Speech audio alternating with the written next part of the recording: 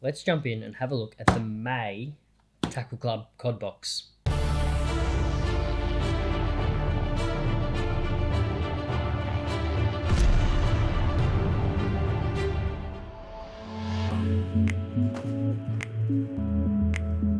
Now I've included a few hard bodies in this month's box.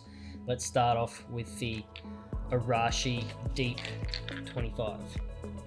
Now, as the name says, this is a very deep diving lure. The Deep 25 will get about 25 foot, which is 7.6 meters, and is a fantastic option if you're into trolling for cod or even casting along deep drop-offs and deep edges. Now, because of the self-tuning line tie on the front of the bib, this thing swims straight like 99% of the time, so you're not going to have to worry about it ever swimming untrue. You'll see these things do have a very massive bib on them, and that is why they dive down very, very deep. Now, the lip is made out of a circuit board, which, strange enough, actually makes it get down deeper and quicker. It's a little bit heavier than the standard plastic bib that is on most hard bodies, but because of this, gets down deep very, very quick. So it's a great option for, like I said, casting or even trolling along the deeper water. Now, if you want something more for searching around, say in your dams where you've got to cover a lot more water, you're going to be maybe electricing along, or you've got a kayak with pedals on it, and you want just to pepper cast as much as you can just to cover a lot of ground. Something like the Samaki boom baits that we've included in this month's box is a great option. So these are a big paddle tail plastic, and they do come with a single jig head ready to go straight on the front. A nice solid weight to these, and the slender profile will mean that you're going to be casting these a mile, therefore covering a lot of ground very, very quickly. So they're a great option to use when you're starting out searching in a new dam or a river for where the fish may be hiding. That's the Samaki boom baits. Now, if you're fishing in waters that you know, or fishing waters where you know big fish are, we've got another swim bait this time. This is the Chase Baits Prop Duster.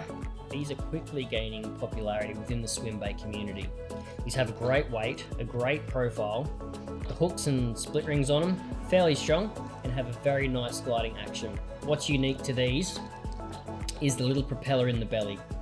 Now, you guys have seen a few of these in COD boxes previously, but you can never not have enough swim baits.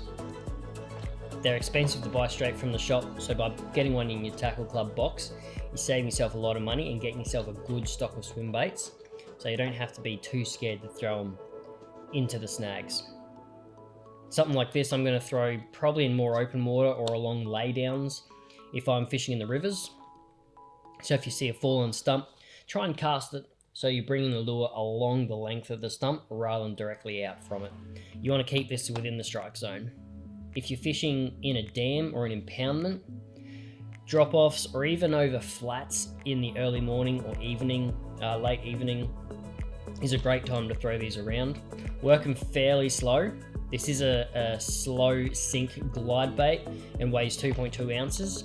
So make sure you do have a good quality swim bait rod, or even just a fairly heavy duty. I'd probably go a bait cast rod for something like this, just to get a good cast out of it and cover a lot of ground. That's the Chase Baits Prop Duster. Another hard body this month is the Bagley Deep Diving Shad in a 70mm. So if you're going to be fishing more skinny water or shallower waters, this is going to be a great option. It does dive down deep, but that means it's going to be banging along the bottom and hitting all the rocky structure or laydowns that the cod are going to be hiding in. Another great option for trolling, if you are into trolling as well, something of a smaller profile compared to the deep Arashi that we looked at earlier.